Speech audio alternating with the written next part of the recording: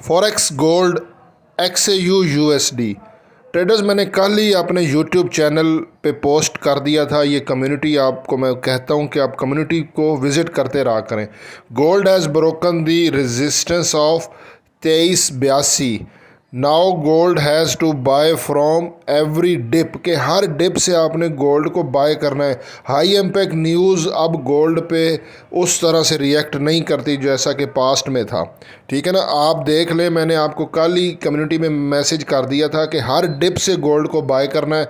2410 पे है गोल्ड, और कल जो हमने 2377 से सेल किया था तो गोल्ड वहाँ से 2370 की तरफ आया, और वो भी मैंने कम्युनिटी में मैसेज कर दिया था कि अपने एंट्री पॉइंट पे अपनी टीपी लगा दे ताकि नो लॉस नो प्रॉफिट में हम लोग निकल जाए।